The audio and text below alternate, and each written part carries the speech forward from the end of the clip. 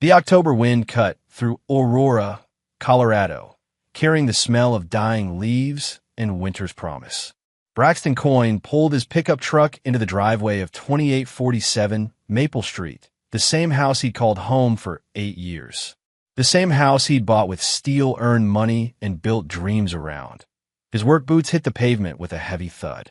12 hours at the construction site had left dirt under his fingernails and concrete dust in his hair, but the paycheck was solid. At 34, Braxton had worked his way up from steelworker to construction supervisor through discipline and reliability. No shortcuts. No excuses. Braxton. Hey, Braxton. Lois Draper's voice pierced the evening air like a rusty nail. She stood on her front porch, her gray hair wild from the wind, clutching a cup of coffee that had probably gone cold hours ago. Lois knew everyone's business on Maple Street, whether they wanted her to or not. Braxton grabbed his lunchbox from the truck bed. Evening, Lois. I need to tell you something. She hurried down her steps, her slippers slapping against the concrete. About your house. What about it? Lois glanced around, then lowered her voice. Someone was screaming in there all day. Loud screaming. Crying too. I thought maybe Delaney was hurt, but when I called, nobody answered. Braxton's hand tightened on his lunchbox handle. Screaming started around 10 this morning. Went on for hours. Real disturbing stuff. Lois wrapped her robe tighter around her thin frame. Sounded like someone was being tortured. The wind picked up, rattling the bare branches above them. Braxton looked at his house. Every window was dark except for the kitchen light they always left on. No cars in the driveway except his truck. Delaney's Honda Civic was nowhere to be seen. You sure it was coming from my place? Positive. I was doing laundry all morning, and my machine sits right by that window. She pointed toward the side of his house. Sound travels, you know. I thought about calling the police, but then it stopped around 3. Braxton nodded once. Thanks for letting me know. Is everything all right with you and Delaney? You two seem, I don't know, different lately. We're fine. The words came out flat, automatic. Probably just had the TV up too loud. Lois didn't look convinced, but she backed toward her house. Well, if you need anything, Braxton was already walking away. He climbed the 3 steps to his front door, fishing his keys from his pocket. The lock turned smooth and silent.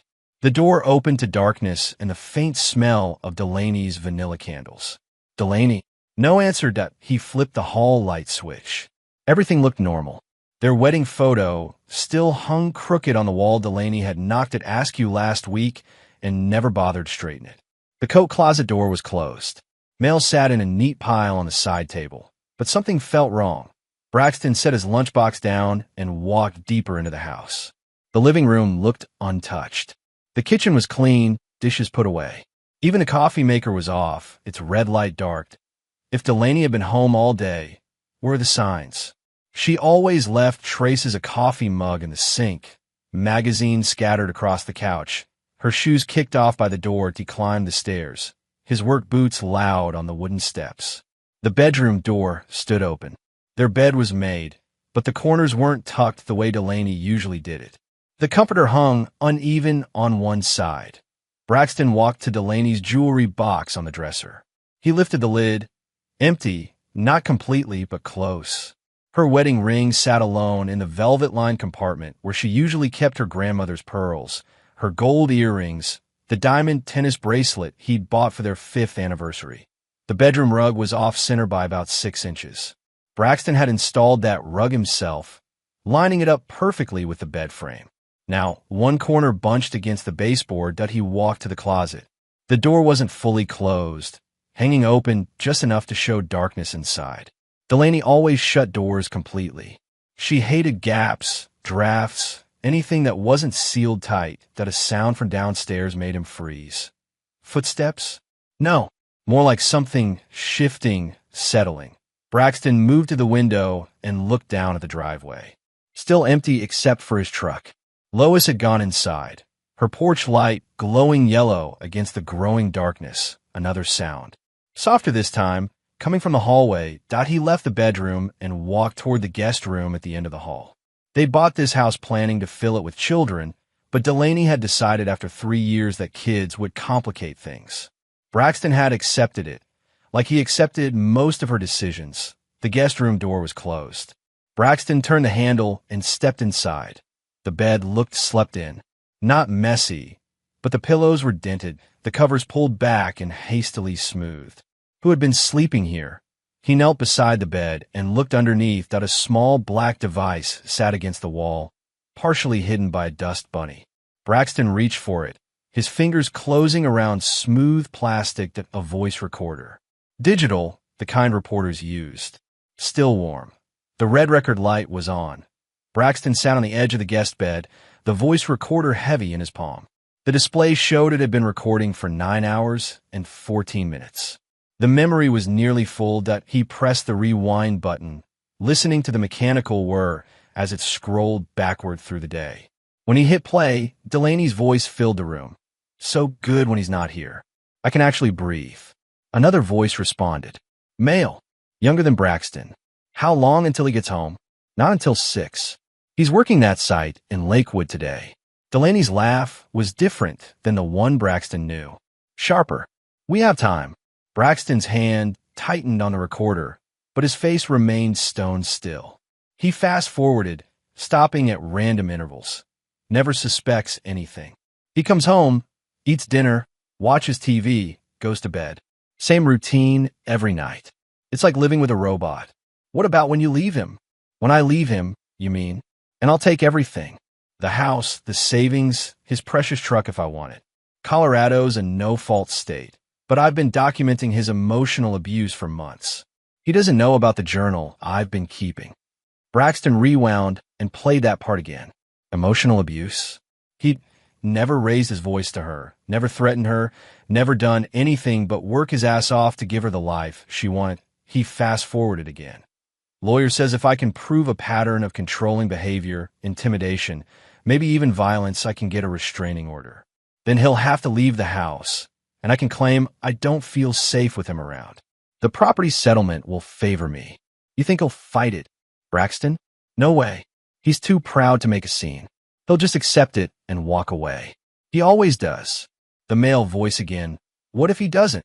Then we make sure he doesn't have a choice. Braxton's jaw muscle jumped, but he kept listening. Talk to your friend about it. She thinks the same thing. Men like Braxton are easy to manipulate once you know which buttons to push. Which friend? Mackenzie. She's been through 2 divorces. She knows how this works. Braxton knew Mackenzie Troy. Blonde, loud, recently divorced from her second husband. She and Delaney had been spending a lot of time together lately, going to the gym, having lunch, shopping. That he fast-forwarded through what sounded like movement, rustling, then voices again. Once he's out, everything's mine. The house, the accounts. He won't fight. You sure about that? I know my husband. He'll be hurt, but he won't fight. He thinks fighting is beneath him. Noble Braxton taking the high road. Delaney's voice turned mocking. He'll probably even wish me well. Braxton rewound and played that section 3 times. Each repetition carved deeper into his chest, not with pain, but with something colder. Calculation that he fast-forwarded near the end of the recording. Should go. He'll be home soon. When do I get to see you again? Tomorrow. Same time. He's got that inspection in Westminster. Won't be back until late. I can't wait to have you all to myself. No more sneaking around. Soon, baby. Very soon. The recording ended. Braxton sat in the darkness, turning the device over in his hands.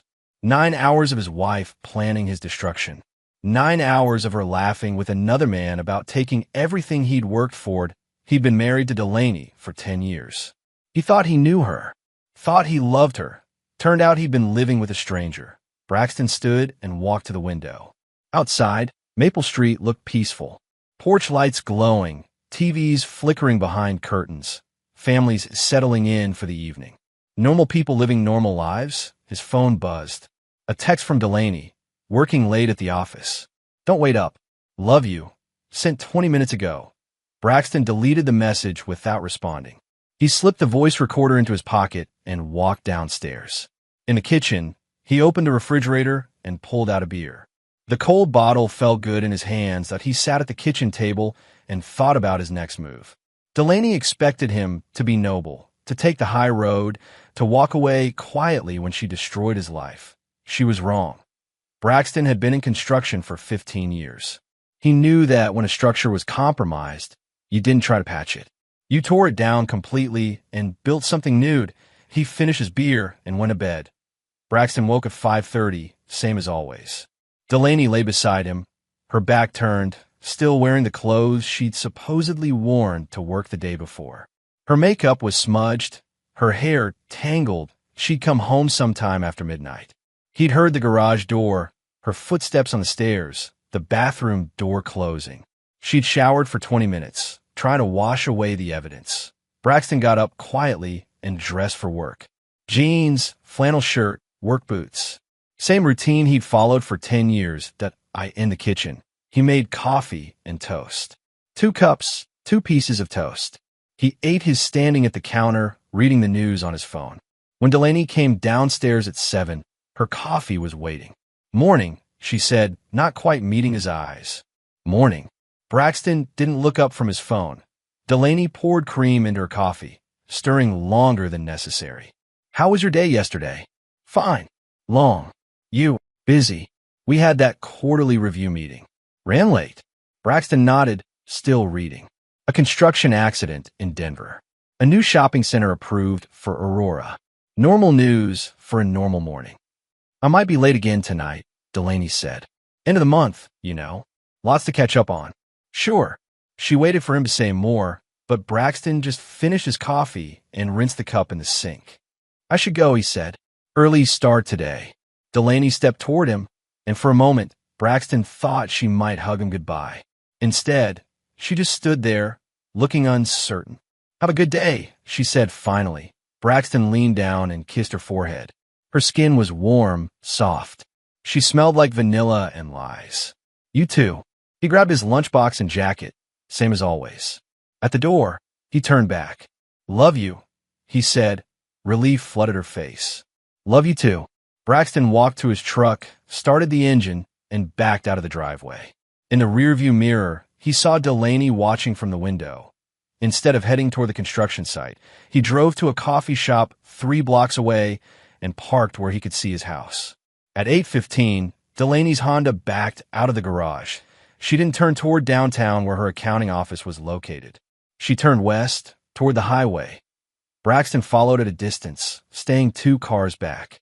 Traffic was light, making it easy to track her silver Honda without getting too close. She exited at Wadsworth and drove to a strip mall with a gym, a sandwich shop, and a cell phone store. The gym had a bright green sign. Peak Fitness. Transform your body. Transform your life. Delaney parked and walked inside. Through the large windows, Braxton could see her talking to someone at the front desk. A man came out from behind the counter. Tall, muscular, wearing a tank top that showed off his arms. The man hugged Delaney. Not a friendly hug. A lover's hug. Braxton took out his phone and snapped several photos. The man had short brown hair, a perfect smile, and the kind of confidence that came from never having to work for anything that he drove back to the coffee shop and sat in a corner booth with his laptop. The gym's website loaded quickly. Peak Fitness, meet our team. There he was. Kellen Rhodes, personal trainer. Kellen brings passion and energy to every workout. His specialized training in functional fitness and nutrition counseling has helped hundreds of clients achieve their goals. Braxton clicked through the staff photos until he found a better picture. Kellen flexing in the gym, his smile wide and vacant. The kind of man who thought intelligence was optional if you had good abs. The kind of man Delaney was throwing away 10 years of marriage for. Braxton closed the laptop and drove to work. He had a job to finish, and after that, he had planning to do to the construction site. He moved through his duties with mechanical precision, checking progress, reviewing blueprints, coordinating with subcontractors. His crew knew better than to bother him with small problems when he was in this mood. During lunch break, he sat in his truck and made a list on a yellow legal pad. What I know. Delaney is having an affair with Kellen Rhodes. She's planning to divorce me and take everything she's documenting fake abuse to use against Meher friend Mackenzie is helping her. She thinks I won't fight back what I need. More evidence, legal advice, help from people I trust. A plan what she doesn't know. I know about the affair I have. The voice recording him, not the man she thinks I am. Braxton folded the paper and put it in his wallet. When he got home that evening, Delaney was in the kitchen making dinner.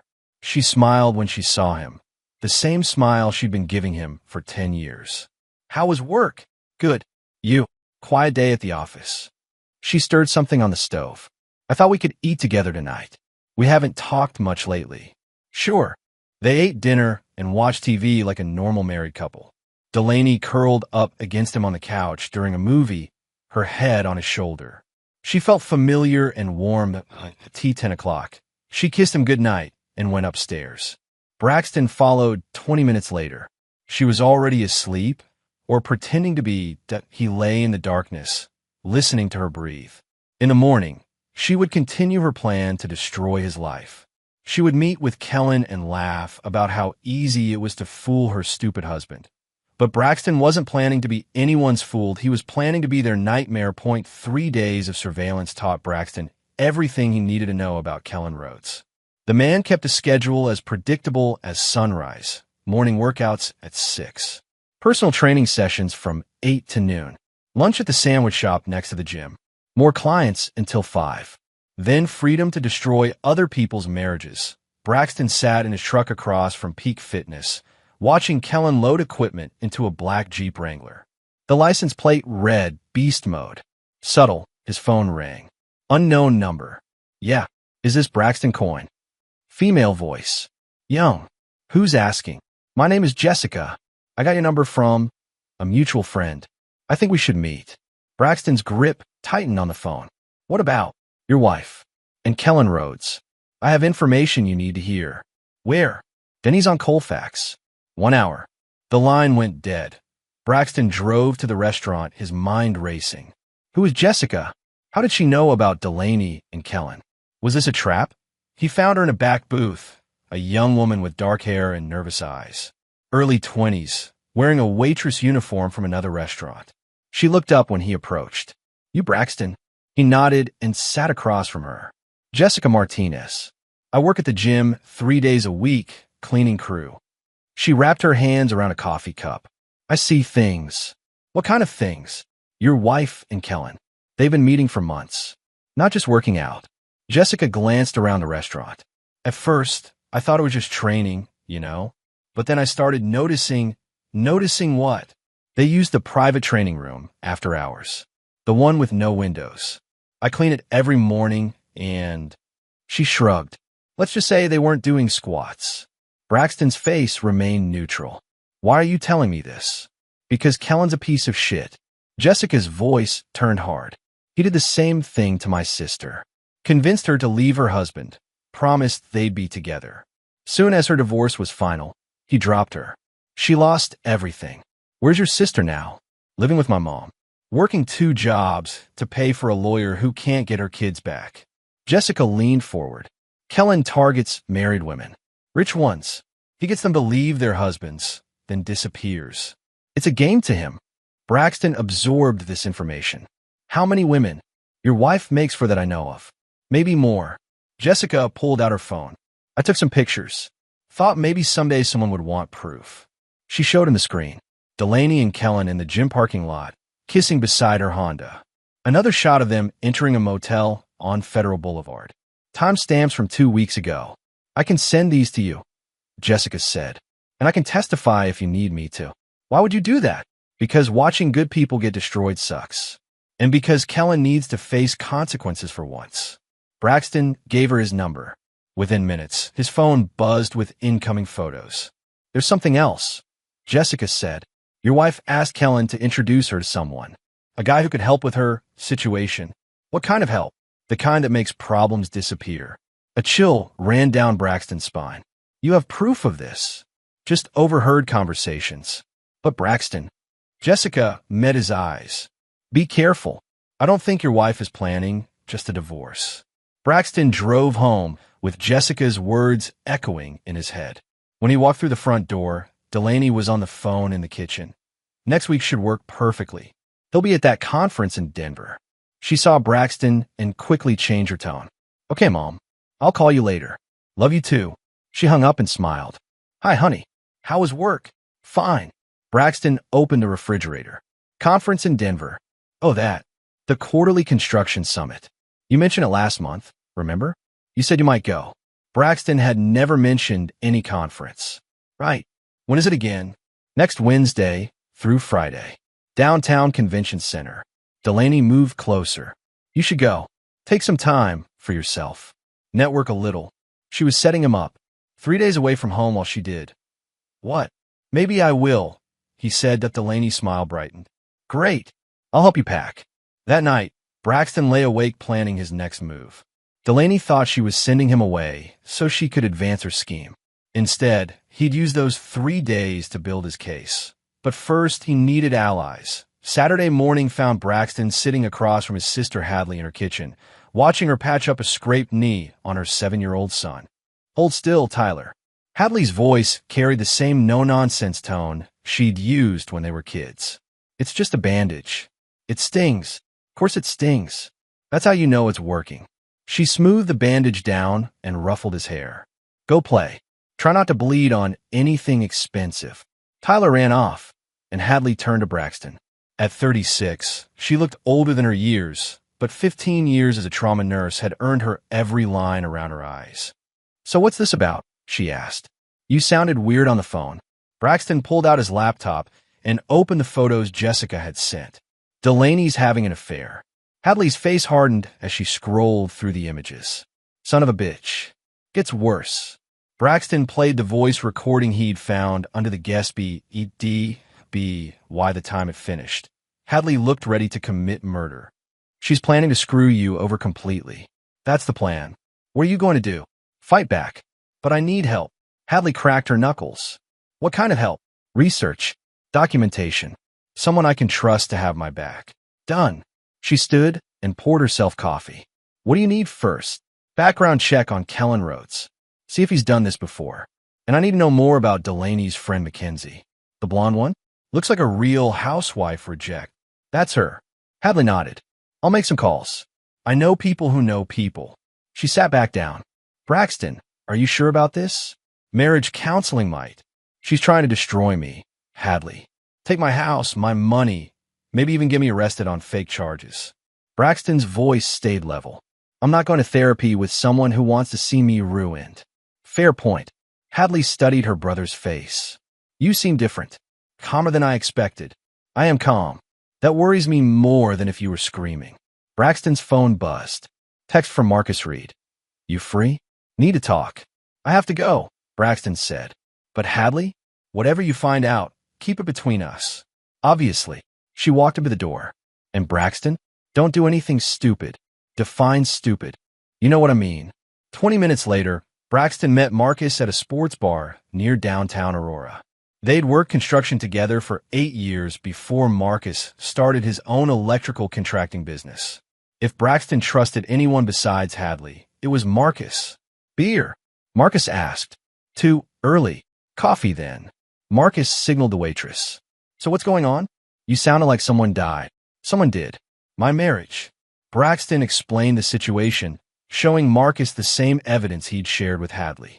Marcus listened without interrupting, his dark eyes growing harder with each revelation. Damn, brother. I'm sorry. Don't be sorry. Be useful. Marcus leaned back in his chair. What do you need? Help tracking financial records. Computer stuff. You're better with technology than I am. I can do that. Marcus pulled out his phone. What about legally? You talked to a lawyer yet? Monday. But I want to have all my ducks in a row first. Smart. Marcus scrolled through his contacts. I know a guy. Private investigator. Former cop. He's discreet and he's good. Expensive. Worth it. Trust me. The waitress brought their coffee. Marcus added sugar and stirred slowly. Can I ask you something? Shoot. How are you so calm about this? If it was my wife, I'd be losing my shit. Braxton stared out the window at the parking lot. Losing my shit won't get me what I want, which is justice. Marcus nodded. What's the plan? Delaney thinks I'm going to a conference next week. 3 days in Denver. She's probably planning something while I'm gone. So don't go. No, I'll go. But not to Denver. Braxton met Marcus's eyes. I'll be right here, documenting everything she does while she thinks I'm away. You want backup? Maybe. Let me see what Hadley finds out first. They finished their coffee and shook hands in the parking lot. Hey, Braxton. Yeah, whatever you're planning, be careful. Angry people do stupid things. I'm not angry, Marcus. That's what worries me. Braxton drove home to find Delaney in the living room with Mackenzie Troy. They sat close together on the couch, their voices low, but they stopped talking when he walked in. Hey, honey, Delaney said. Look who stopped by. Mackenzie smiled, showing too many white teeth. Hi, Braxton. How are you? Fine. He nodded politely. Ladies, Mackenzie was just telling me about her trip to Vegas, Delaney said. Girls' weekend. Sounds fun. I'm sure. Braxton headed for the stairs.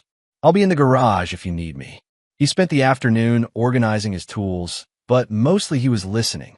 The women's voices carried through the thin walls between the house and garage. He caught fragments of conversation. Sure, he doesn't suspect. Completely clueless. Just like you said, lawyer thinks we should. Kellen wants to speed things up. After the conference, everything changes. When Mackenzie left an hour later, Braxton was still in the garage. Through the window, he watched her hug Delaney goodbye. They spoke briefly by Mackenzie's car, then Mackenzie drove away. Delaney came to the garage a few minutes later. What are you doing out here? Cleaning. Place was a mess. She looked around at his perfectly organized workspace. Looks fine to me. Yeah, well, I like things neat.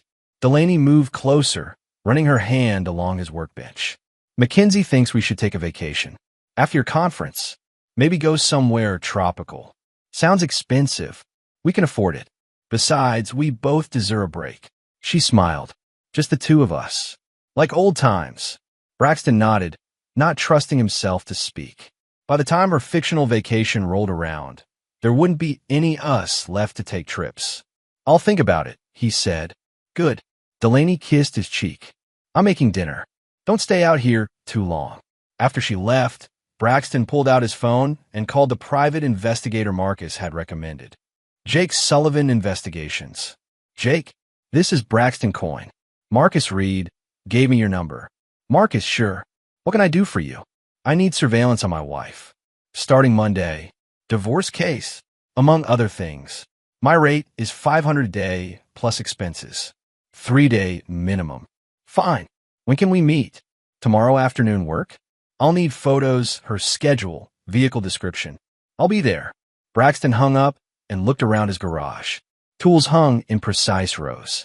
Screws and bolts sorted by size in labeled containers. Everything in its place, that'd be by the end of next week. His life would be just as organized. Monday morning arrived gray and cold, with snow threatening in the heavy clouds. Braxton loaded his overnight bag into the truck, while Delaney watched from the kitchen window. Drive safe, she called as he backed out of the driveway. Call me when you get to the hotel. Will do. Instead of heading toward Denver, Braxton drove to a motel near the airport and checked in under a false name. Cash payment, no credit cards. From there, he called Jake Sullivan. I'm in position, Jake said. Black pickup truck, tinted windows, parked across from your house.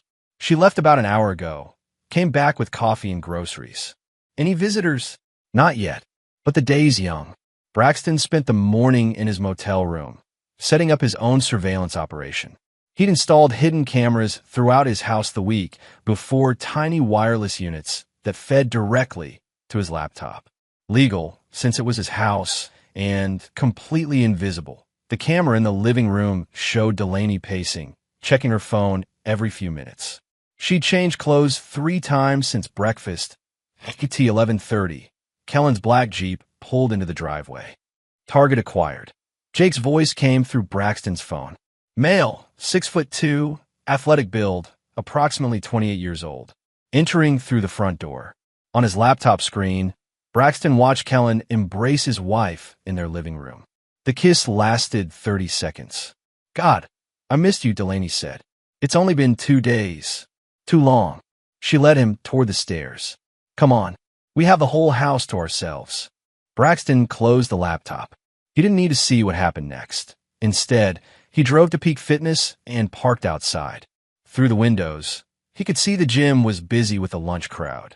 Personal trainers working with clients, people on treadmills, the normal rhythm of a business day, Except one of their trainers was at Braxton's house, screwing his wife at T2 o'clock. Jake called again.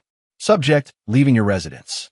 Male departed first. Female followed 20 minutes later in separate vehicle. Where did they go? Different directions. He went back to the gym. She went to a shopping center on Hampton. Braxton drove home and retrieved the voice recorder from under the guest bed. It had captured everything that he sat in his kitchen, listening to his wife and her lover plan his destruction. Conference ends Friday. We need to move fast after that. What about the thing we discussed? Mackenzie's friend can handle it, but has to look natural. How natural? Accident. Worksite incident. Construction's dangerous. People get hurt. Braxton's blood turned to ice. They weren't just planning to rob him. They were planning to kill him. He fast-forwarded through the recording, stopping when he heard his name again. Insurance policy is for $2 million. Accidental death clause doubles it. For $1 million, plus the house, his truck, everything else. We'll be set for life. When? Soon. Mackenzie says her friend needs a week to set it up. Braxton saved the recording to 3 different devices, then encrypted copies and uploaded them to a secure cloud storage account. If something happened to him, Hadley had instructions to release everything to the police. His phone rang. Delaney. Hi, honey. How's Denver? Good. Boring seminars, but good networking. That's great. I miss you. Miss you too. The lie tasted like ashes. What are you up to? Nothing exciting. Had lunch with Mackenzie. Now I'm shopping for something to wear to dinner tomorrow. Dinner. Girls' night. Remember? I told you Mackenzie and I were going to that new steakhouse. Another lie.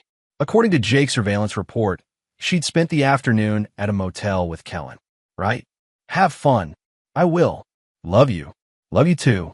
Braxton hung up and called Marcus. How's the fake conference? Educational. Can you meet me tonight? I need to show you something. Sure. Where? That bar on Alameda. 8 o'clock. See you there. Braxton spent the rest of the afternoon reviewing the evidence he'd collected. Photos of Delaney and Kellen together. Voice recordings of their plans. Financial records showing money she'd moved without his knowledge. But the real bombshell was the conversation about having him killed. At 8 o'clock, he met Marcus at the bar and played the recording. Marcus's face went white. Jesus Christ, Braxton. They're talking about murder. Sounds like it. You have to go to the police. With what? A recording that might not be admissible? Hearsay about some friend of Mackenzie's. Braxton shook his head. I need more evidence. Or you could just disappear. Leave town. Start over somewhere else. Run away. Braxton's voice was quiet, but Marcus recognized the dangerous calm. Let them think they won. Stay alive, maybe. No. Braxton finished his beer. I'm going to end this, but I'm going to do it right. What's the plan? Patience. Let them dig their own graves. And if they try to kill you first. Braxton smiled, and Marcus suddenly understood why Delaney had picked the wrong man to cross. Then they better not miss. Wednesday brought unseasonably warm weather, melting the frost from car windshields and sending people out in lighter jackets. Braxton sat in Jake Sullivan's surveillance vehicle, watching his house through tinted windows. She's been busy, Jake said, handing him a coffee. Yesterday alone, she met with 3 different people. The boyfriend, the blonde friend, and someone new. New how? Male, mid-40s, drives a gray sedan with dealer plates. Stayed in her car for about 20 minutes, then left. Money changed hands. Braxton studied the photos Jake had taken. The man looked ordinary average height, thinning hair, the kind of face you'd forget 5 minutes after seeing it. Professional, that'd be my guess. The way he checked his surroundings before approaching the car, kept his hands visible, minimal contact. Either he's very cautious or very experienced. Or both. Jake nodded. Your wife's playing in the big leagues now. At 10:30, Delaney left the house and drove downtown. Jake followed at a distance, while Braxton monitored from his second vehicle. She parked outside a law office and went inside. Bradshaw and Associates, Jake said, reading the building directory through binoculars. Family law specialists. She's filing. Looks like it. Delaney emerged an hour later, carrying a manila envelope. She sat in her car for several minutes, making phone calls, then drove to a coffee shop where Mackenzie was waiting. They're celebrating. Jake observed, watching the women through the cafe window. A lot of smiling and hugging going on. Braxton's phone buzzed. Text from Delaney. Hope your conference is going well. Can't wait to see you tomorrow night. Have something important to tell you. She's going to serve me, he told Jake. Tomorrow when I get home. Spring it on me. Act like she just made the decision. What's your play? Let her. Jake looked at him sideways. You sure about that? I'm sure. They followed Delaney through the rest of her day. Lunch with Mackenzie turned into shopping, which turned into another meeting with Kellen at the gym. By evening, she was back home, probably practicing her innocent wife act for tomorrow. Braxton returned to his motel and called Hadley. How's the spy game going? She asked. Productively. What did you find out about Kellen? Oh, you'll love this. Papers rustled in the background. Kellen Michael Rhodes, 29 years old, originally from California, moved to Colorado 18 months ago after a messy situation in San Diego. What kind of messy? The kind where a married woman's husband ended up in the hospital. Kellen was never charged, but the victim's family filed a civil suit. Kellen skipped town before it went to trial. Braxton felt pieces clicking into place. What about his finances? Credit cards maxed out, behind on his car payment, owes back rent on his apartment. Your wife isn't his first meal ticket. What about Mackenzie? 2 divorces, both nasty. Currently being sued by her second ex-husband for hiding assets. She's basically broke. Desperate people do desperate things. Exactly. Hadley paused. Braxton, I found something else. Mackenzie has a brother, Danny Troy. He's got a record. What kind of record? Assault, armed robbery, weapons charges. Did 5 years in Cannon City, got out 8 months ago. The mysterious man in the gray sedan suddenly made sense. There's more, Hadley continued. Danny works for a construction demolition company. Industrial explosives, heavy machinery, the works. Braxton felt his blood chill. An accident at a construction site. Someone with access to explosives and heavy equipment. Hadley, I need you to do something for me. Name it. If anything happens to me, anything at all, I need you to take everything we've collected to the police. Don't wait. Don't investigate. Just go. Braxton, promise me. I promise. But nothing's going to happen to you. Probably not. But just in case. Thursday morning, Braxton checked out of the motel and drove toward home, but stopped at a truck stop outside Aurora. He called the construction site where he worked and told his foreman he was taking Friday off. Feeling under the weather, he said. Think I picked up something at the conference. Take care of yourself, Braxton. See you Monday. At noon, he called Delaney. Hi, honey. How's the last day going? Good. Wrapping up now. Should be home around 6. Perfect. I'll have dinner ready. Looking forward to it. Me too. I have some news to share with you. Oh, good news. A pause. We'll talk when you get home. Braxton spent the afternoon parked near his house, watching through binoculars. At 3 o'clock, a gray sedan pulled into his driveway. The same car Jake had photographed earlier in the week that a man got out average height, thinning hair, forgettable face. He spoke briefly with Delaney at the front door, then walked around the house, examining windows, checking sight lines, casing the place. The man left after 20 minutes. At 4:30, Kellen arrived. At 5:15, Mackenzie showed up. They were all there for the big show. Braxton drove to a gas station and called 911.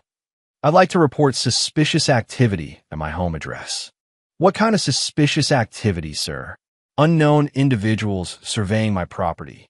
My wife mentioned she's been receiving threats from her ex-boyfriend. Braxton gave the dispatcher his address and a description of the gray sedan. We'll send a unit to check it out. Thank you. At 5:45, a police cruiser pulled onto Maple Street. Braxton watched from 2 blocks away as Officer Teague knocked on his front door. Delaney answered, looking flustered. The conversation lasted 10 minutes. Then the officer left that Braxton's phone rang immediately. Honey, where are you? A police officer just came by asking about suspicious people. What? Are you okay? I'm fine, but I'm scared. Maybe you should come home early. I'm already on my way. Be there in 15 minutes. Hurry. Braxton drove home and parked in his driveway. The house looked normal, porch light on, kitchen window glowing yellow.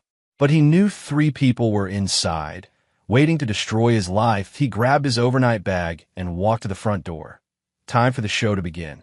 Braxton opened the front door to find Delaney in the kitchen, alone.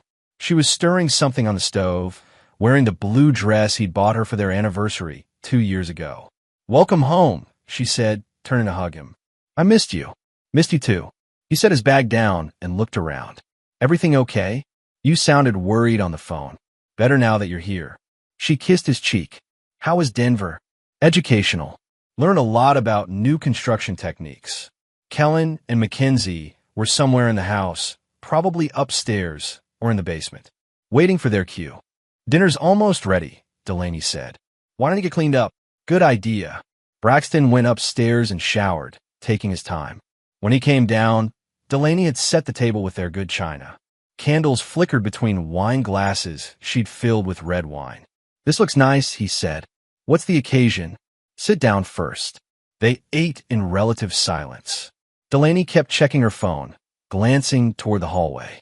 She was nervous, picking at her food, drinking wine faster than usual. "So," she said finally, "I had an interesting day." "Yeah? Tell me about it." "Well, I've been thinking. About us. About our marriage." Braxton cut his steak, waiting. "I think we need some space." "Space? To figure things out. Maybe try a trial separation." Braxton set down his fork and looked at her. "Where's this coming from?" "We've been growing apart, Braxton. You know we have. We want different things. Such as, I want excitement. Adventure. You want everything to stay the same forever. Stability isn't a bad thing, Delaney. It is when it turns into stagnation." She refilled her wine glass. "I think you should move out. Temporarily. Give us both some time to think. Move out of my own house. Our house. And it's just temporary." Braxton leaned back in his chair. "What brought this on?" 3 days ago, everything was fine." "Everything wasn't fine. I've been unhappy for months, but I didn't know how to tell you." "So you decided while I was away." "I decided after a lot of soul-searching." Braxton nodded slowly. "And if I refuse?" Delaney's face hardened slightly. "Then I'll file for divorce and ask for a restraining order." "On what grounds?" "Emotional abuse, controlling behavior, financial intimidation." There it was, the script they'd prepared. "Those are serious accusations." "They're not accusations if they're true." Braxton stood and walked to the window. Outside, Maple Street looked peaceful. Normal families in normal houses, living normal lives. "I never hurt you, Delaney." "Hurt comes in many forms." "Name one time I controlled you." "One instance of abuse." "It's not always obvious, Braxton. Sometimes it's subtle." He turned back to her. "Give me an example." You make all the financial decisions." "Because I earn the money." "See? That's controlling." "No, that's responsibility." Delaney stood, her hands shaking slightly. "This is exactly what I'm talking about. You dismiss my feelings, minimize my concerns. I'm asking for specifics, and I'm telling you I need space." Her voice was too loud, theatrical, performing for an audience. "Where would I go?" Braxton asked. "You have options. Your sister, a motel, an apartment. And you'd stay here, temporarily." "With who?" "What do you mean?" "I mean, are you planning to stay here alone? Or do you have someone else lined up to keep you company?" Delaney's face flushed. "I don't know what you're implying." "I'm not implying anything. I'm asking a direct question." "I'd be alone, obviously." "Obviously." They stared at each other across the candlelit table. Delaney looked young and beautiful and completely foreign to him. "I'll need some time to think about this," Braxton said finally. "How much time?" "A few days. I'd rather we settled this tonight." "I'm sure you would." Delaney's phone buzzed. She glanced at it, then back at him. "There's something else. More surprises?" "I've been seeing someone." Braxton felt his face go still. "Seeing someone? It's not serious, but I wanted to be honest." "How long?" "A few months. While we were married." "While we were married, but unhappy." "I see. It just happened, Braxton. I didn't plan it, but you're planning to continue it." "I don't know. Maybe. If we separate, I'd be free to explore the relationship. And if we don't separate, then I guess we'll see." Braxton walked back to the table and sat down. "What's his name?" "That's not important." "It is to me." "Kellen. His name is Kellen." "Where did you meet him?" "The gym." "How romantic." Delaney's phone buzzed again. This time she answered it. Hello? What? When? Her face went white. Are you sure? Okay, I'll be right there. She hung up and grabbed her purse. I have to go. Family emergency. What kind of emergency? My aunt had a heart attack. She's in the hospital. Another lie. Delaney's aunt lived in Florida and had been dead for 3 years. Which hospital? Presbyterian. I might be gone all night. Want me to come with you? No, you're tired from traveling. Get some rest. We'll finish talking tomorrow. She kissed his forehead and hurried toward the door. Delaney. She turned back. I love you, he said. For just a moment, her face softened. I love you too, Braxton. That's why this is so hard. Then she was gone, leaving him alone with the candles and the dirty dishes and the silence. Braxton sat at the table for several minutes, then got up and began clearing plates. As he loaded the dishwasher, his phone rang. Unknown number. Hello, is this Braxton Coin? Female voice, different from before. Yes. My name is Mackenzie Troy. I think we need to meet. Braxton's pulse quickened. About what? Your wife. And Kellen Rhodes. And the mess they're making of both our lives. I'm listening. Not over the phone. Can you meet me somewhere? When? Now. It's important. Where? You know the Starbucks on Hampton? I'll be in my car. Silver Lexus. The line went dead. Braxton finished loading the dishwasher, then grabbed his jacket. Whatever Mackenzie wanted, it was happening faster than he'd expected. He drove to the Starbucks and found the silver Lexus in the far corner of the parking lot. Mackenzie sat behind the wheel, smoking a cigarette with shaky hands. Braxton knocked on the passenger window.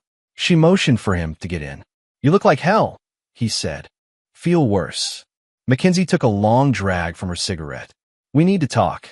About how your wife and my friend are planning to screw us both. I'm listening. Mackenzie reached into her purse and pulled out a small digital recorder. This afternoon, Delaney called me. Said she needed my help with something. Something big. She pressed play. Delaney's voice filled the car. Needs to look like an accident. Worksite incident. Danny can handle the details. Mackenzie's voice. What about afterward? Afterward, I'm a grieving widow with a lot of insurance money. Kellen and I disappear for a while, let things cool down. And me, you get your cut like we agreed. 50,000. That's not enough. It's what we discussed. I changed my mind. I want 100. 50 is all I can spare right now. Then find more. Because if something goes wrong, I'm not going down alone. The recording ended. Braxton stared out the windshield. When was this? 3 hours ago. Mackenzie flicked her cigarette out the window. Your wife is planning to have you killed, and she's using my brother to do it. Your brother? Danny. He works construction demolition. Thinks he's some kind of criminal mastermind. Mackenzie's voice was bitter. Delaney promised him 20,000 to make you disappear. And you're telling me this because I'm scared. Danny's unstable when he's been drinking, and he's been drinking a lot lately. If this goes wrong, people are going to get hurt. People like you. People like both of us. Mackenzie met his eyes. Look, I'll be honest. I helped Delaney plan the divorce. I thought we were just going to take you for some money. Not this. Murder's a bigger step. Way bigger. And I want out. Braxton studied her face. What do you want from me? Protection. Help. I don't know. Mackenzie lit another cigarette. Maybe we can help each other. How? I have recordings. Photos. Evidence of everything they've been planning. She exhaled smoke. But I need something in return. What? When this is over, you don't press charges against me. I walk away clean. And if I refuse, then you're on your own against two people who want you dead. Braxton considered the offer. Mackenzie was scared, desperate, looking for the best deal she could make. But she also had evidence he needed. Show me what you have. Mackenzie pulled out her phone and played another recording. This one was Kellen talking to Danny Troy, discussing the best ways to stage a construction accident. Explosive charges would work, but they'd investigate that. Better to make it look like equipment failure. I can handle equipment failure. When? Monday. He'll be back at work Monday. You sure you can make it look natural? Trust me. I know what I'm doing. The recording ended. Monday, Braxton said. For days. Mackenzie's hands were shaking again. They're going to kill you Monday. Unless I kill them first. Mackenzie's face went white. I don't want anyone else to die.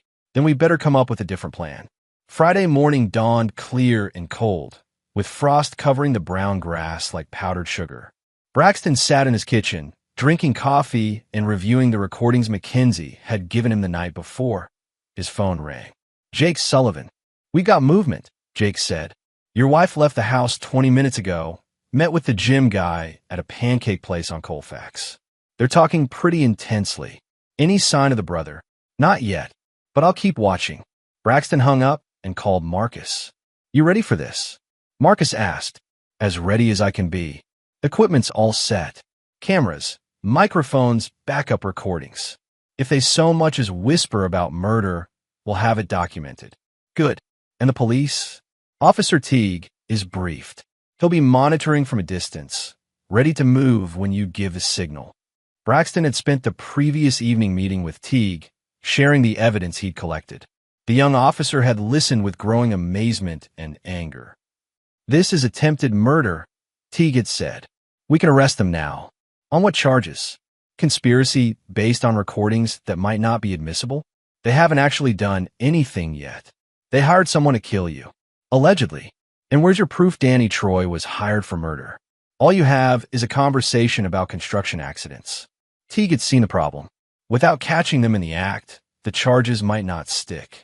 Expensive lawyers could argue the recordings were taken out of context, that the conversations were hypothetical. So what's your plan? Teague had asked. Give them a chance to hang themselves. Now, sitting in his kitchen, Braxton called Delaney. Hi, honey. How are you feeling? Better.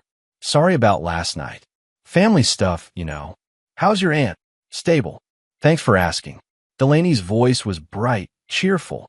Listen, I was thinking about what we discussed. Maybe I was too hasty. Oh, maybe we should try counseling first, before we make any big decisions. I'd like that. Good. I was hoping you'd say that. A pause. Are you working today? No, I called in sick.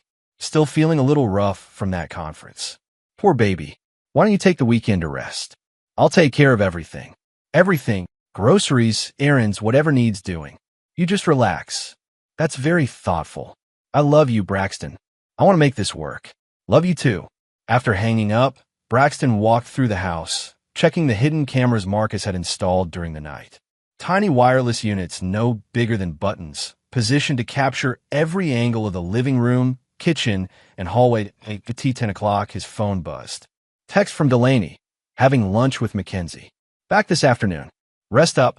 Instead of resting, Braxton drove to meet Mackenzie at a truck stop outside town.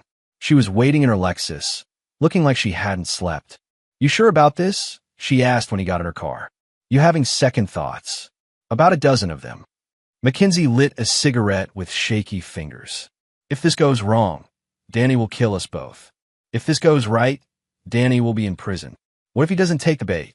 Then we'll find another way. Braxton's phone rang. Jake Sullivan. Your wife and the gym guy just met with someone new. Male, 40s, drives a white panel van. They talked in the parking lot for about 10 minutes, then the guy left. Which direction? North on Federal. Want you to follow? No, stay on Delaney. Braxton hung up and looked at Mackenzie. Your brother drives a white panel van? Sometimes. Depends on which job he's working. He's in play. Shit. Mackenzie took a long drag from her cigarette.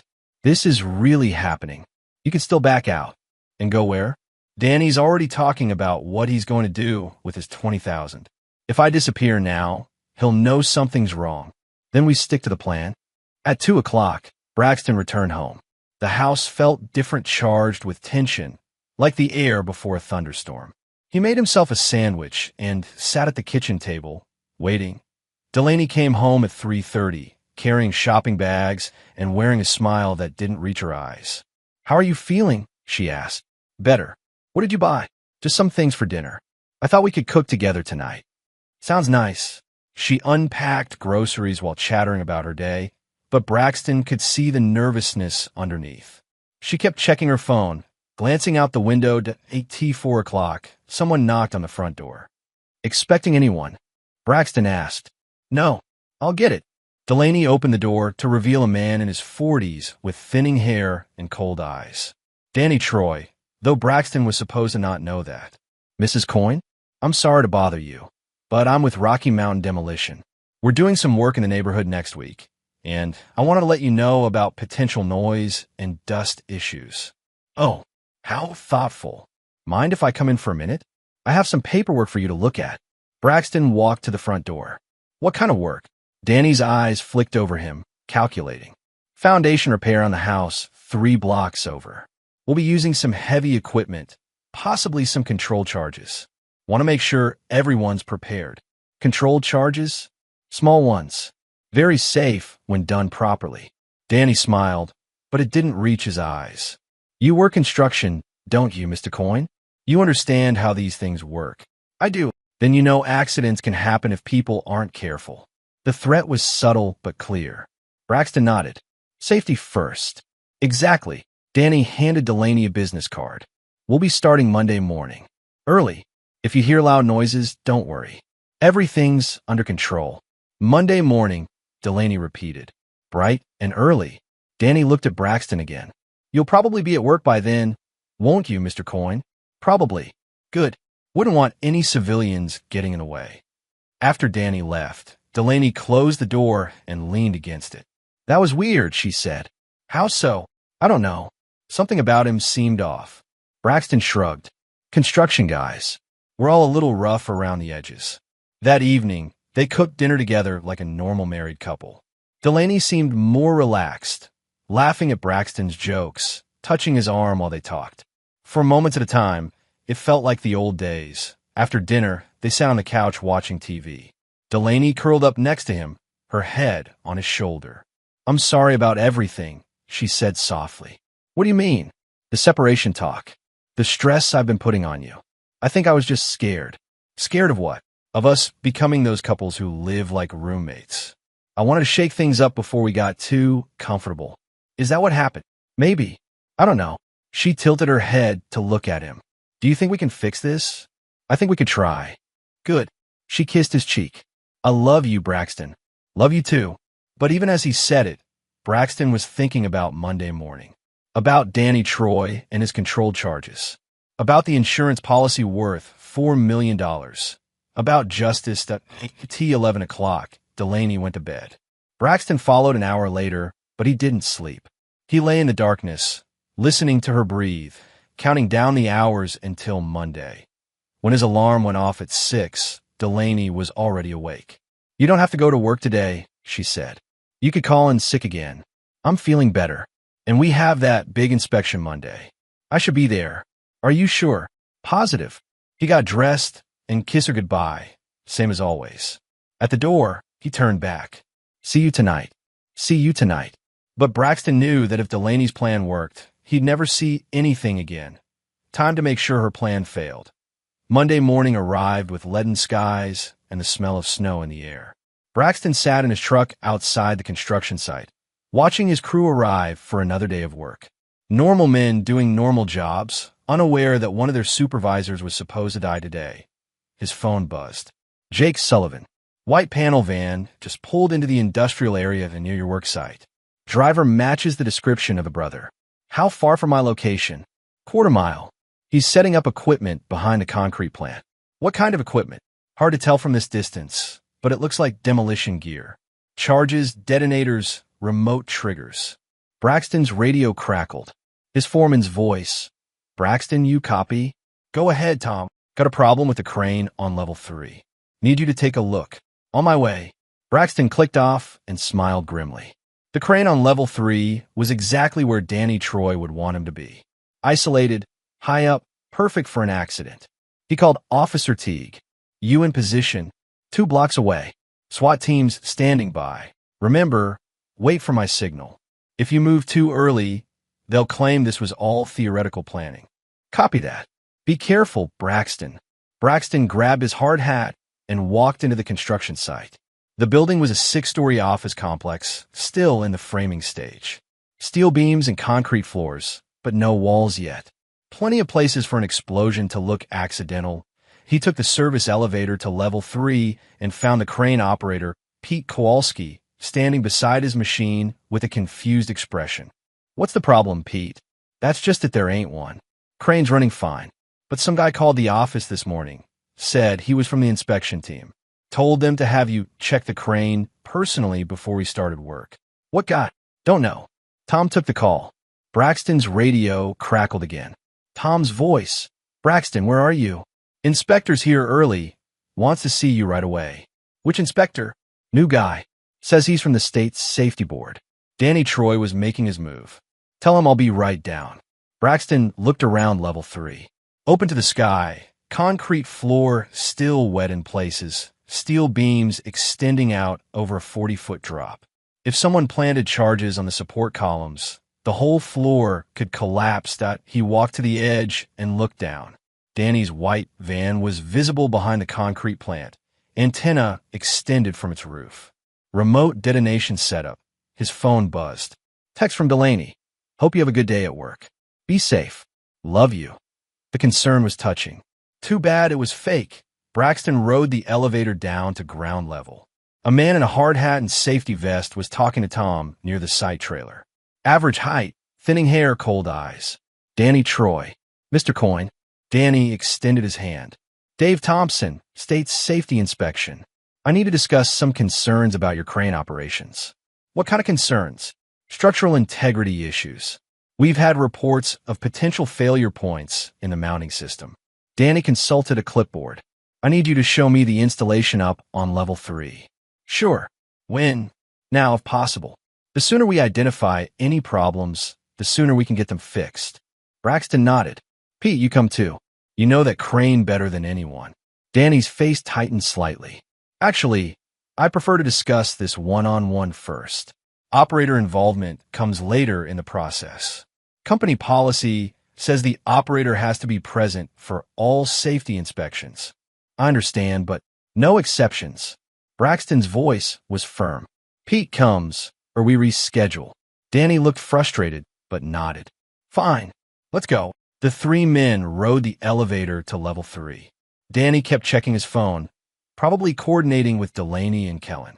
They thought they had Braxton isolated and vulnerable. They were wrong. So, Danny said as they walked toward the crane, how long have you been working construction? 15 years. Ever see any major accidents? A few. Terrible things. Explosions, collapses, equipment failures. Danny stopped beside the crane and looked around. Amazing how fast things can go wrong. Amazing how often they're preventable. Not always. Sometimes accidents just happen, no matter how careful people are. Pete was examining the crane's mounting bolts, oblivious to the subtext. Danny pulled out what looked like an inspection device, but Braxton recognized it as a remote detonator. Mr. Coyne, could you step over here? I want to show you something. Danny led him toward the building's edge, away from Pete. Below, workers moved around the site like ants, unaware of the drama playing out above them. Nice view, Danny said. It is long way down. 40 feet, give or take. Fatal distance. Usually. Danny checked his phone again. You know, Mr. Coyne, I've been thinking about what we discussed Friday. About safety, accidents, that sort of thing. And sometimes people create their own problems.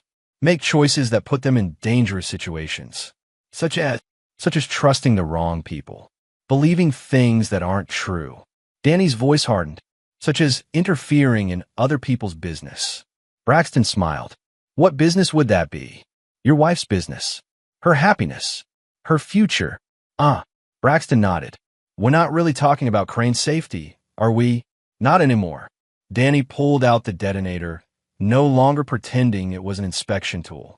You see, Mr. Coyne, some people think you're in the way, standing between other people and what they want. And you're here to move me out of the way. Something like that. For $20,000. Danny's eyes narrowed. How did you know about that? Lucky guess. Behind them, Pete was still focused on the crane, humming tunelessly as he worked. 40 feet below, the construction crew continued their normal routine. Here's the thing, Danny, Braxton said, using the man's real name for the first time. You're not very good at this. Good enough. No, see, a smart man would have done his homework. Found out who he was dealing with. I know exactly who I'm dealing with. A construction worker who's about to have a very bad accident. Construction supervisor, Braxton corrected, and former Marine. 2 tours in Afghanistan, demolition specialist. Danny's confidence wavered slightly. You want to know what else you should have found out? Braxton continued. That I've been recording every conversation for the past week. That the police are listening to this right now through the wire I'm wearing. That your sister sold you out yesterday in exchange for immunity. You're lying. Am I? Braxton pulled out his phone and showed Danny the screen. A recording app, red light blinking. Say hi to Officer T, Danny. He's been listening to everything. Danny's face went white. He looked around wildly, probably trying to figure out his escape route. It's over, Braxton said. Put down the detonator and we'll do this easy.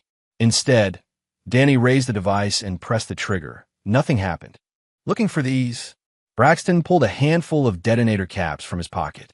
I found your charges this morning and disarmed them. You really should have checked your equipment before starting the job. Danny lunged forward, trying to push Braxton over the edge. But Braxton had been expecting it. He sidestepped, grabbed Danny's arm, and used the man's momentum to send him stumbling toward the crane. Pete looked up from his work just as Danny crashed into the machine's control panel. Hey, what the hell?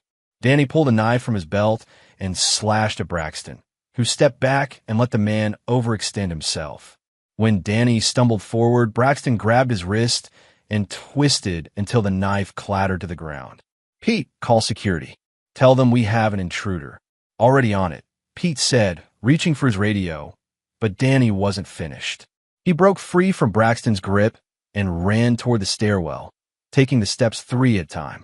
Braxton followed, but Danny had a head start that be why the time Braxton reached ground level, Danny was sprinting toward his van. He almost made it. Officer Teague's cruiser screamed around the corner of the concrete plant, blocking Danny's escape route. More police cars appeared from other directions, surrounding the white van. Danny stopped running and raised his hands. This is Charlie Team. Teague's voice came through Braxton's earpiece. Suspect is in custody. Move to Phase 2. Phase 2 was Delaney and Kellen. Braxton's phone rang. Honey, Delaney's voice was sharp with worry. I just heard on the radio about some kind of incident at your construction site. Are you okay? I'm fine. Minor accident. Nobody hurt. Thank God. I was so scared when I heard the address. No need to worry. I'll be home at the usual time. Good. Kellen's here helping me move some furniture. We'll probably be gone when you get back, but I'll have dinner ready. Kellen's there now? Yes, he's being so helpful.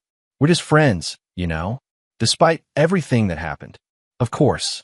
See you tonight. Love you. Love you too. Braxton hung up and smiled. Delaney was giving him an alibi, confirming that Kellen was at the house right now. When the police arrived to arrest them both, there would be no question about their whereabouts. He called Teague. Danny's down, ready for the rest. SWAT's moving into position around your house now. We'll have them both in custody within the hour. And Mackenzie, safe house until this is over. Her testimony will seal the case. Braxton looked around the construction site. Workers were gathering, pointing at the police cars, trying to figure out what had happened.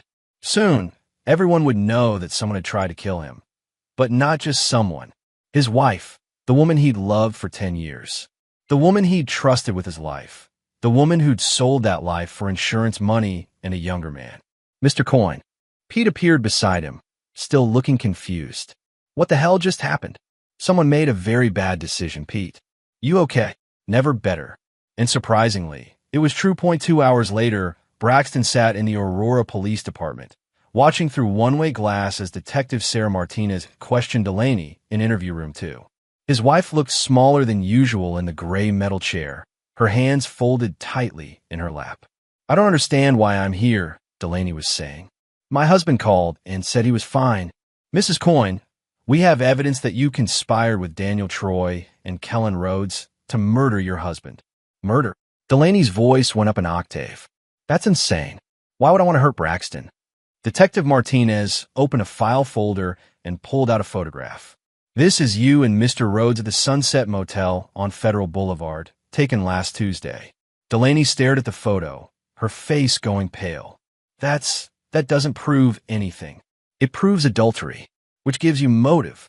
Martinez pulled out another photo. This is you handing an envelope to Daniel Troy outside the Starbucks on Hampton. Our surveillance shows money changing hands. I don't know who that is. That's Mackenzie, Troy's brother. Your friend Mackenzie, who's been cooperating with our investigation. Delaney's composure cracked. Mackenzie wouldn't. She's my friend. Some friend. She's been recording your conversations for the past week. Martinez pressed play on a small recorder that Delaney's voice filled the room. Needs to look like an accident. Worksite incident. Danny can handle the details. The woman in the chair looked like she'd been struck by lightning. Where did you get that? From Ms. Troy, along with about 6 hours of similar recordings. She was involved too. She helped plan everything. Ms. Troy came to us voluntarily and provided evidence in exchange for immunity. Very smart of her. Delaney's hands were shaking now. You don't understand. Braxton is controlling, abusive. I was afraid for my life. Really? What kind of abuse? Emotional. Financial. He controlled everything I did. Can you give us specific examples? He made all the financial decisions. Because he earned the money, he wouldn't let me have my own credit cards. Our investigation shows you have 4 credit cards in your name, with a combined limit of $60,000. Delaney opened and closed her mouth like a fish out of water. Mrs. Coyne, did your husband ever hit you? No, but threaten you physically. Not exactly, but prevent you from leaving the house. He didn't have to. The psychological pressure. Mrs. Coyne, Martinez leaned forward. We have recordings of you laughing about how easy your husband was to manipulate. We have evidence of you planning his murder for insurance money. We have your lover in custody, and he's already confessing everything. Delaney's face crumpled. Kellen's talking like a canary. Blamed the whole thing on you, actually. Said you seduced him, manipulated him, threatened to expose their affair if he didn't help. That's not true. Which part? Any of it. It was his idea. He said we could be together if Braxton was out of the picture. So you did plan to kill your husband. Delaney realized what she'd just admitted. I want a lawyer. Smart choice.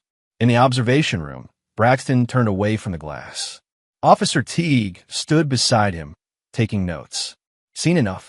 Teague asked. More than enough. How do you feel? Braxton considered the question. Disappointed, but not surprised. You want to talk to her? No point. She just lies some more. They walked down the hallway to interview room 3, where Kellen sat across from Detective Rodriguez. Even in handcuffs, the younger man managed to look arrogant.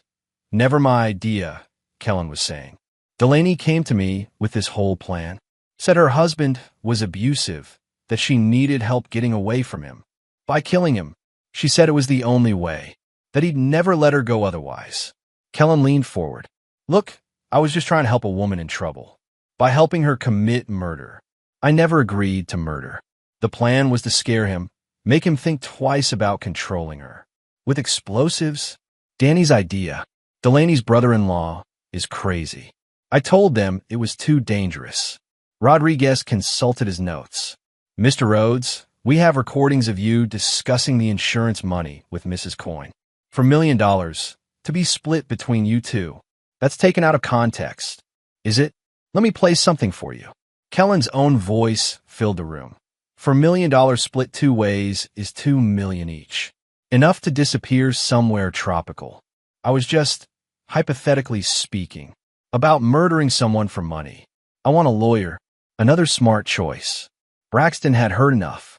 He left the police station and drove home, where yellow crime scene tape fluttered around his front door. The house looked small and ordinary, nothing like the place where a murder had been planned. His phone rang. Hadley, are you okay? I'm fine. This is unbelievable. Delaney actually tried to have you killed, tried and failed. Where are you staying tonight? You can't go home yet. Hotel, probably. Forget that. Pack a bag and come here. Tyler's been asking about his uncle anyway. Braxton smiled for the first time all day. Thanks, Hadley. That's what family's for. An hour later, he sat at his sister's kitchen table while Tyler showed him a model airplane they'd been building together. Mom says Aunt Delaney did something bad, Tyler said. Something very bad. Are you sad? Braxton thought about it. A little. But mostly I'm relieved. Because she can't hurt you anymore. That's right. Tyler nodded solemnly. Mom says bad people always get caught eventually. Your mom's a smart woman. I know. Tyler grinned. She's also making spaghetti for dinner. The kind with the really big meatballs. My favorite. Later, after Tyler had gone to bed, Braxton and Hadley sat on the back porch, drinking beer and watching stars appear in the clear sky. What happens now? Hadley asked. Trials. Testimony. Probably a lot of lawyers. What about the house? It's mine. Bought and paid for with money I earned. And Delaney, 25 to life, if the prosecutor gets his way. Murder conspiracy, attempted murder, fraud, a dozen other charges. Good. They sat in comfortable silence for a while. Braxton, yeah, are you going to be okay? Really okay? He considered the question seriously. Yeah, I think I am. It hurts, finding out the person you loved was capable of that. But it's better than being dead. Much better. And at least now I know the truth. No more wondering. No more second-guessing myself. The truth's not always easy. No, but it's better than living a lie. Above them, the stars wheeled in their ancient patterns, indifferent to human betrayal and pain, but also indifferent to human justice. Braxton finished his beer and went inside to call his lawyer. Tomorrow would bring more questions, more statements, more evidence to review. But tonight, for the first time in months, he would sleep peacefully. 6 months later, Braxton stood in his renovated kitchen, watching snow fall past the new windows. The house looked completely different. Fresh paint, new floors, updated fixtures. Same bones, but everything else had been stripped away and rebuilt. Like his life, the trials were over. Delaney had been sentenced to 28 years for conspiracy to commit murder and attempted murder. Kellen got 15 years as an accomplice. Danny Troy received the longest sentence, 35 years for attempted murder and a dozen other charges dating back to his previous crimes. Mackenzie had testified for the prosecution and received probation in exchange for her cooperation. She'd left Colorado the day after the trials ended, smart enough to know she wasn't welcome anymore. The civil lawsuit against Delaney's estate had been settled quickly. Braxton now owned the house outright, plus damages for emotional distress and attempted murder. The insurance company had paid out gladly, grateful to avoid a bigger payout on his death. His phone rang. Marcus, you free for lunch? I'm buying. Sure. Where? That new place on Colfax. Celebrate your freedom. I've been free for 6 months. Yeah, but today's special. Delaney's appeal got denied. Braxton hadn't been following the appeals process closely, but the news was satisfying. No more legal drama. None. It's finally over. They met at the restaurant, a small family-owned place with good food and reasonable prices. Over burgers and beer, Marcus caught him up on local news and construction gossip. You thought about dating again? Marcus asked eventually. Some. That's not an answer. Braxton shrugged. I'm not in any hurry. It's been 6 months. It's been 6 months since I found out my wife of 10 years was trying to have me murdered. I think I'm entitled to take my time. Fair point. Marcus finished his beer. But don't wait too long. Good women don't stay single forever. I'll keep that in mind.